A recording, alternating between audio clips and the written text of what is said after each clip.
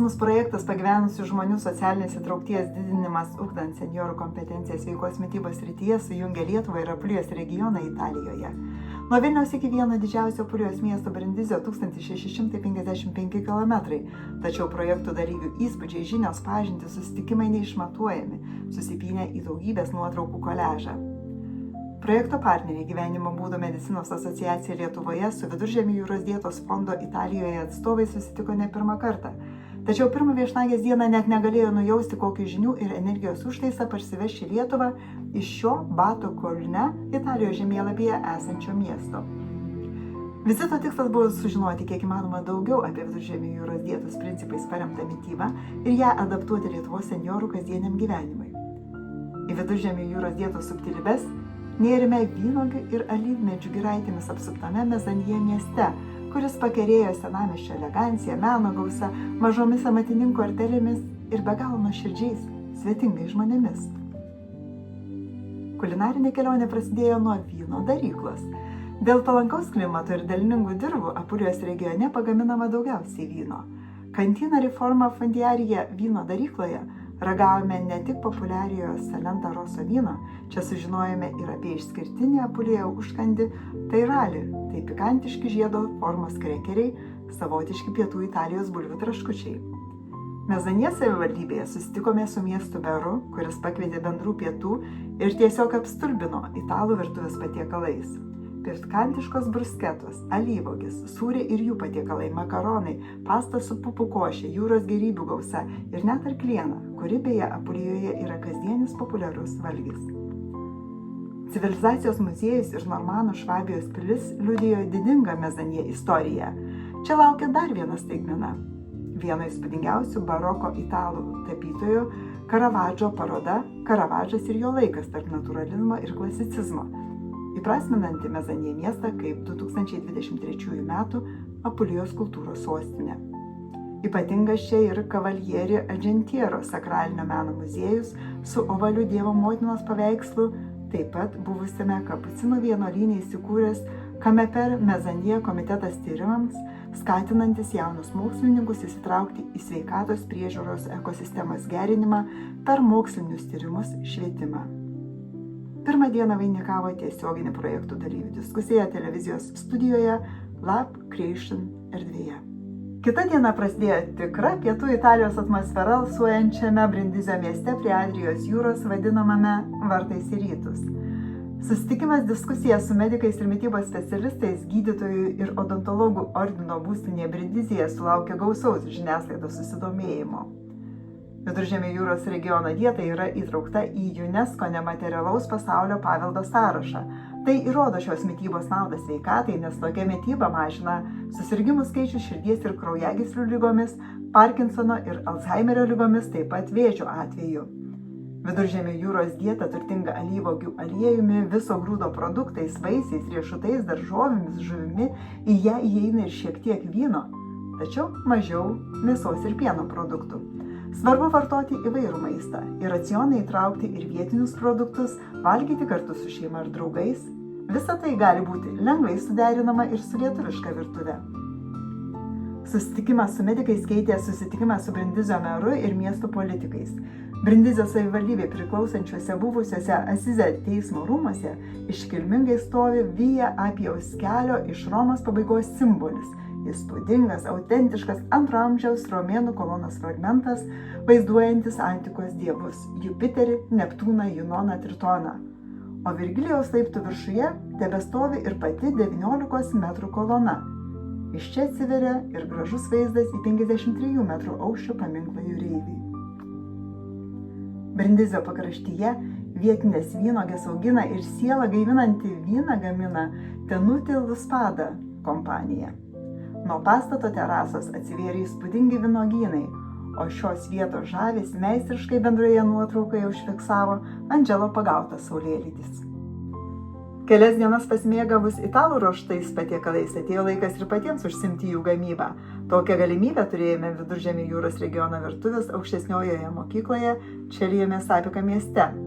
Šviežio maisto laboratorijoje gaminome makaronus tipiškos Apulijos regionui. Makarono orakieti forma primena mažas ausytes, bet jas pagaminti, patikėkite, kiek yra reikalų. Tikra Viduržemio jūros regiono virtuvės klasika. Per kelias dienas jau tapo tradicija susitikti su miestu, kuriame mokome sveikos itališkos virtuvės pagrindų ir pristatome lietuvišką mitybą vadovais.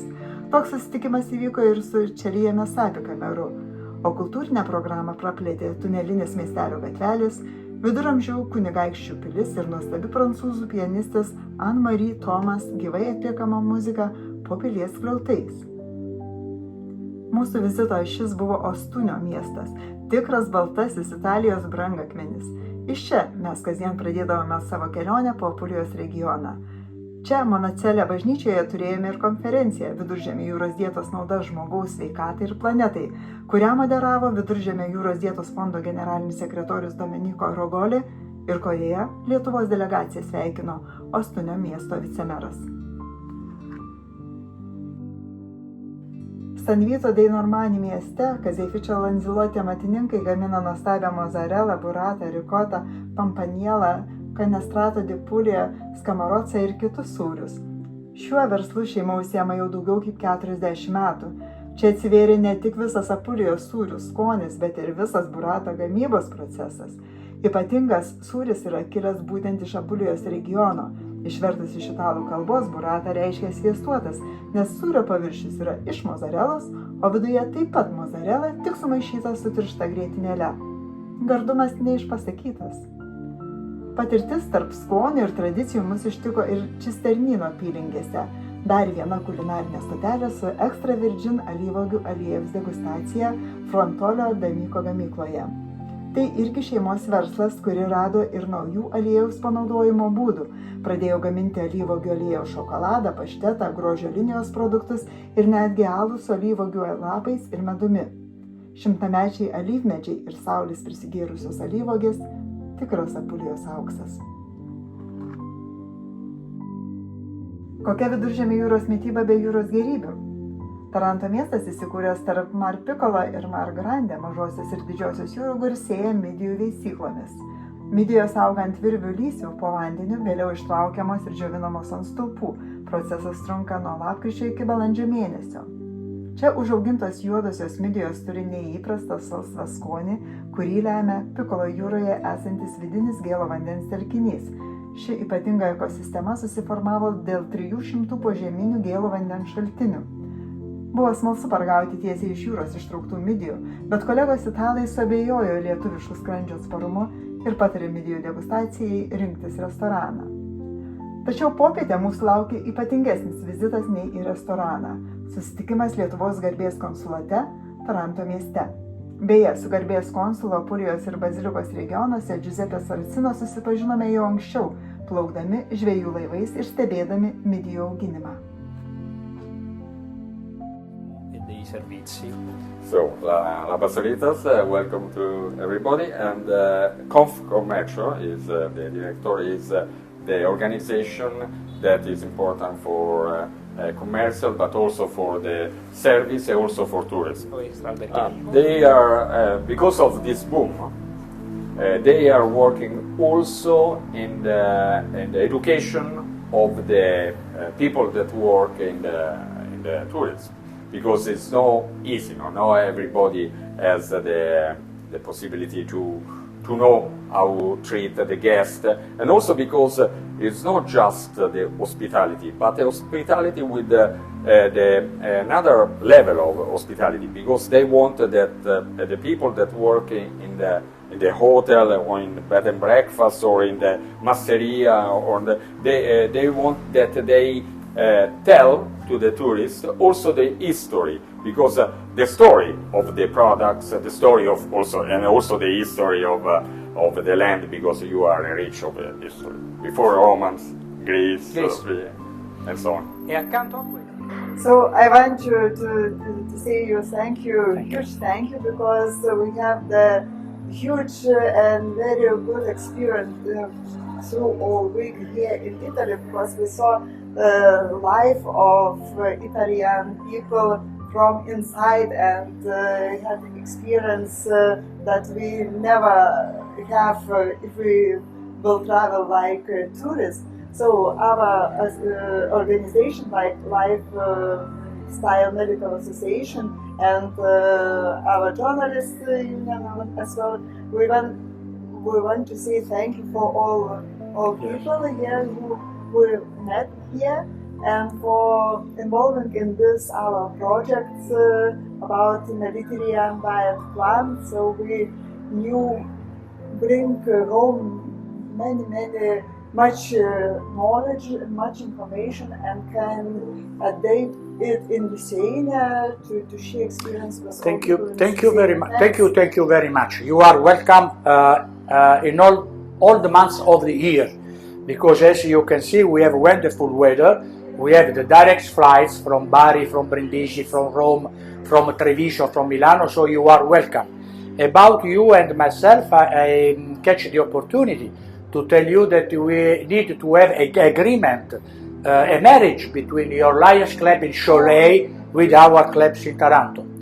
We wait for you. Thank you very much. Thank you Bye. very much. Thank you. Thank you. Thank you. Bye. Tarantas įsikūręs prie Jonijos jūros, dar vadinamas dviejų jūrų miestu. Jį kažkada įkūrė ištremti Spartos kariai. Čia jauku ir gražu. Pakrantėje nusakstyta daugybė suoliukų, palmių, skulptūrų.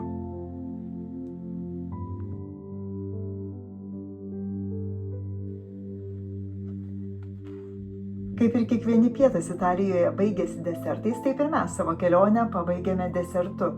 Alberobello miesteliu, kuris absoliučiai netradicinis. Namai akmeniniai, senoviniai, truli tipo su kupoliniais stogais. Alberobello įtrauktas į UNESCO pasaulio paveldo sąrašą. Jis tarsi iš pasakos, nes realiai tai ir yra dangiškas miestas. Štai tokia buvo mūsų kelionė siekiant pažinti Viduržemio jūros regiono mitybą, kuri, kaip sako patys italai, yra ne tik maistas, bet ir menas, kultūra, gyvenimo filosofija.